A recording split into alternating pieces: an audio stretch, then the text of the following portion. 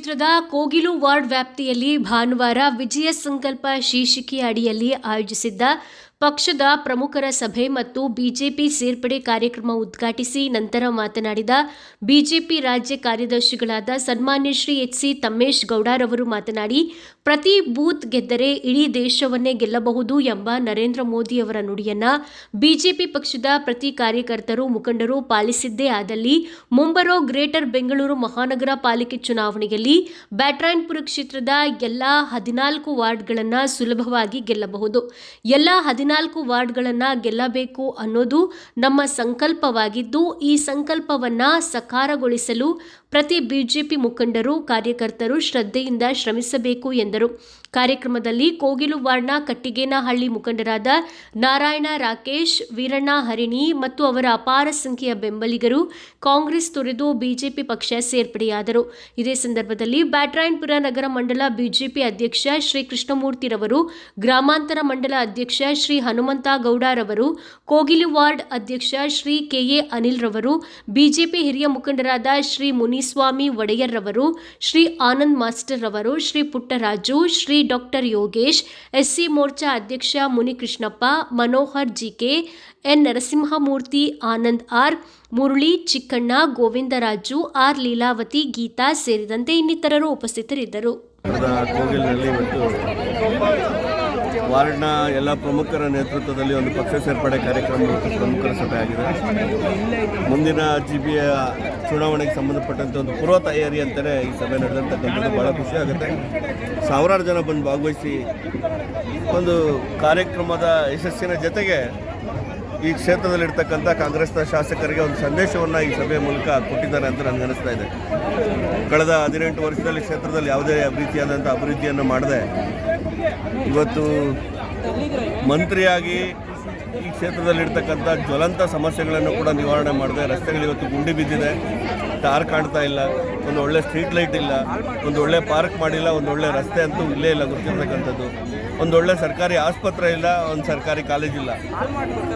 ಈ ರೀತಿ ಮೂಲಭೂತವಾಗಿರ್ತಕ್ಕಂಥ ಕೆಲಸಗಳನ್ನೇ ಕಳೆದ 18 ವರ್ಷದಲ್ಲಿ ಮಾಡದೇ ಇರತಕ್ಕಂಥ ಶಾಸಕರ ವಿರುದ್ಧ ಇರತಕ್ಕಂಥ ಆಕ್ರೋಶ ಈ ಸಭೆಗಳಲ್ಲಿ ವ್ಯಕ್ತ ಆಗ್ತಾ ಇದೆ.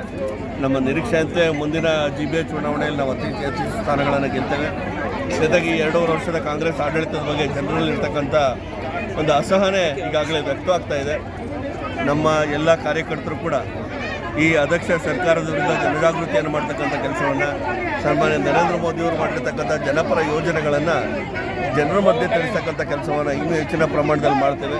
ಉತ್ಸಾಹ ಇದೆ. ಇವತ್ತು ಕೋಗಿಲು ವಾರ್ಡ್ನ ಎಲ್ಲ ಮುಖಂಡರ ನೇತೃತ್ವದಲ್ಲಿ ಇವತ್ತೊಂದು ಒಳ್ಳೆಯ ಸಂಖ್ಯೆಯಲ್ಲಿ ಒಂದು ದೊಡ್ಡ ಕಾರ್ಯಕ್ರಮವನ್ನು ಮಾಡಿದ್ದಾರೆ. ಅವ್ರಿಗೂ ಕೂಡ ನಾನು ಅಭಿನಂದನೆ ಸಲ್ಲಿಸ್ತೀನಿ.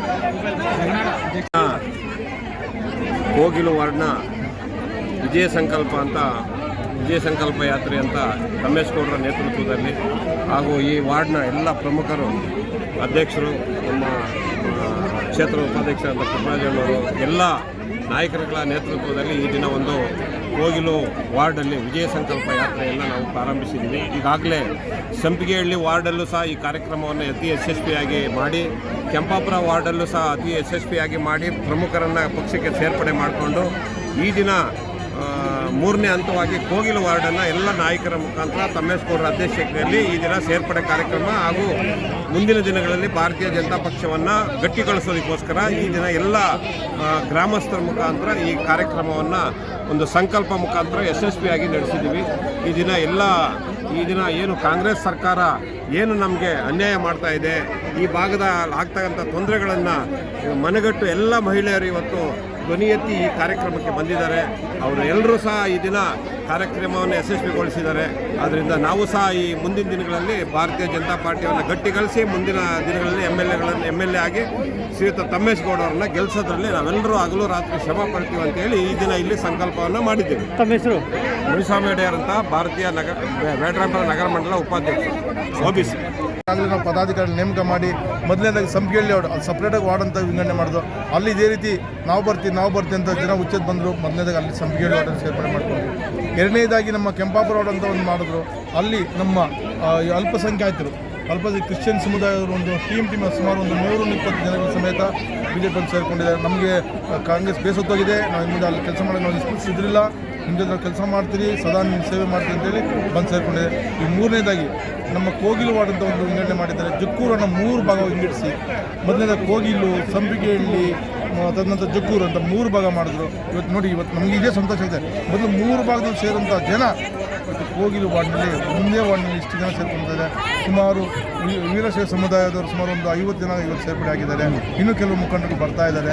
ಅದಕ್ಕೆ ಮತ್ತೆ ವೇದಿಕೆಗಳು ಇದು ಮಾಡಿದ್ರೆ ಪ್ರತಿ 14 ವಾರ್ಡಲ್ಲೂ 14 ರೀತಿಯಲ್ಲಿ ಈ ಥರ ಸಂಕಲ್ಪ ಯಾತ್ರೆ ಮಾಡಿ ನಮ್ಮ ಮುಂದೆ ಸಂಕಲ್ಪ ತೋಡ್ತಾ ಇದ್ದೀವಿ. ಮುಂದಿನ ಬರುವಂಥ GBA ಆಗ್ಬೋದು, ಜಿಲ್ಲಾ ಪಂಚಾಯತಿ ಆಗ್ಬೋದು, ತಾಲೂಕು ಪಂಚಾಯತಿ, ಗ್ರಾಮ ಪಂಚಾಯತಿ ಹಾಗೂ ಮುಂದಿನ MLA ಎಲೆಕ್ಷನ್ ಸಹ ಇದೇ ರೀತಿ ಉದ್ಯಮ ಕೆಲಸ ಮಾಡಿ ನಾವು ಗೆದ್ದು ನಮ್ಮ ರಾಜ್ಯಕ್ಕೆ ಸಂದೇಶ ಕಳಿಸ್ತೀವಿ ಅಂತೇಳಿ. ಜಕ್ಕೂರು ವಾರ್ಡ್ ಆಗಿತ್ತು. ಜಕ್ಕೂರು ವಾರ್ಡ್ ಆದಾಗ ಮೊದಲೆಲ್ಲ ಕಾರ್ಯಕರ್ತರು ಕಮ್ಮಿ ಇದ್ದರು, ಮುಖಂಡರುಗಳು ಜಾಸ್ತಿ ಇದ್ದರು. ಈಗ ಕಾರ್ಯಕರ್ತರು ರಮೇಶ್ ಗೌಡರು ಬಂದ ಕಾರ್ಯಕರ್ತರು ಜಾಸ್ತಿ ಇದ್ದಾರೆ, ಮುಖಂಡರು ಕಮ್ಮಿ ಆಗಿದೆ. ಯಾಕಂದ್ರೆ ದುಡಿಯೋಂಥ ಶಕ್ತಿ ಕಾರ್ಯಕರ್ತರು ಇರೋದ್ರಿಂದ ಪ್ರಮುಖವಾಗಿ ಕಾರ್ಯಕರ್ತರಿಗೆ ಬೆಲೆ ಕೊಡ್ತಾರೆ. ಮನೆಯಲ್ಲೂ ಕಾರ್ಯಕರ್ತರು ಸೃಷ್ಟಿ ಮಾಡುವಂಥ ಕೆಲಸ ರಮೇಶ್ ಗೌಡರು ಮಾಡ್ತಾರೆ. ಅದರಿಂದ ಈಗ 3 ವಾರ್ಡ್ ಆದ್ರೂ ಈಗ ನೋಡಿದ್ರೆ ನೀವು ಕಾರ್ಯಕ್ರಮದಲ್ಲಿ ಆ ಸ್ಟೇಜ್ ಮೇಲೆ ಎಷ್ಟು ಜನ ಕಾರ್ಯಕರ್ತರು ಕೂತ್ಕೊಂಡಿದ್ರು, ಅವರೆಲ್ಲ ಮುಖಂಡರುಗಳಲ್ಲ, ಪ್ರತಿಯೊಬ್ಬರು ಕಾರ್ಯಕರ್ತರನ್ನ ರೆಡಿ ಮಾಡಿದ್ದಾರೆ. ರಮೇಶ್ ಗೌಡರು ಬಂದಮೇಲೆ ಅಷ್ಟು ಜನ ಕಾರ್ಯಕರ್ತರನ್ನ ರೆಡಿ ಮಾಡಿದ್ದಾರೆ. ಈ ಮುಂದೇನು ಒಂದು ವಾರ್ಡಲ್ಲಿ ಅಷ್ಟು ಜನ ಕಾರ್ಯಕರ್ತರನ್ನ ರೆಡಿ ಮಾಡೋರು ಅಂದರೆ ಪ್ರಮುಖವಾಗಿ ಬೆಳೆಸೋರೆ ಅಂದರೆ ಈ 3 ವಾರ್ಡ್ ವಿಂಗಡಣೆ ಆದಾಗ ಎಷ್ಟು ಜನ ಇರಬೇಕು ಅನ್ನೋದು ನೀವು ನೋಡಿ.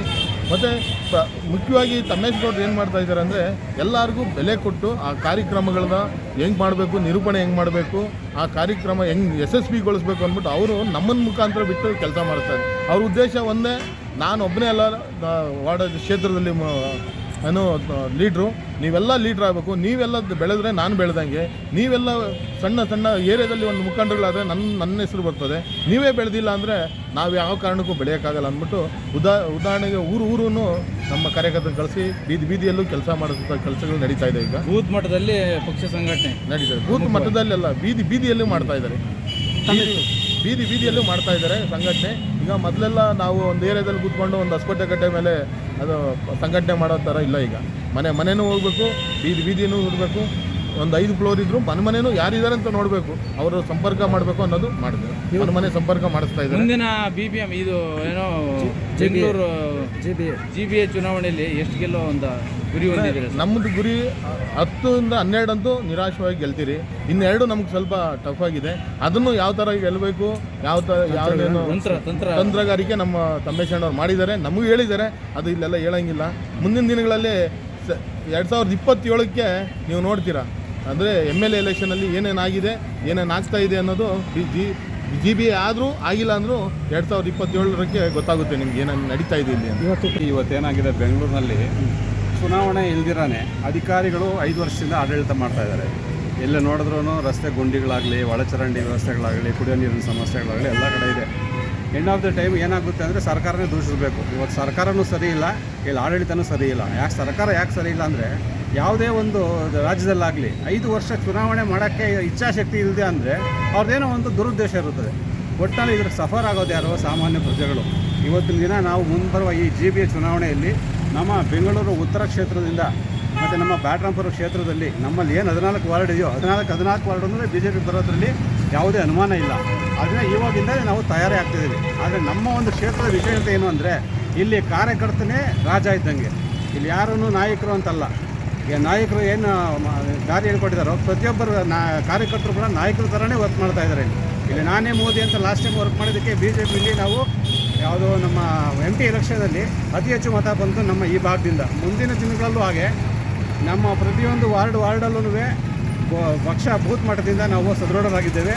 ಅದರಿಂದ ಇವತ್ತು ನಾವು ಏನು ಜನ ಸೇರಿದ್ದೇವೋ ಇದು ಒಂದು ಸುಂದರ ಸ್ಯಾಂಪಲ್ ಅಷ್ಟೇ. ಇದು ನಾವು ಯಾರೋ ಜನಗಳನ್ನ ನೀವು ಬನ್ನಿ ಅಂತಿದ್ದಾರಲ್ಲ, ಎಲ್ಲ ನಮ್ಮಲ್ಲಿರೋ ಕಾರ್ಯಕರ್ತರು ಸೇರಿರುವಂಥ ಒಂದು ಕಾರ್ಯಕ್ರಮ. ಮುಂದೆ ಒಂದು ಸಂದೇಶ ಕೊಡ್ತಾ ಇದ್ದೀವಿ. ಈ ಭಾಗದಲ್ಲ 14 ಕ್ಷೇತ್ರನೂ BJP ಬರೋದ್ರಲ್ಲಿ ಯಾವುದೇ ಸಂಶಯ ಇಲ್ಲ. ನನ್ನ ಹೆಸರು ಡಾಕ್ಟರ್ S. ಯೋಗೇಶ್ ಅಂತ.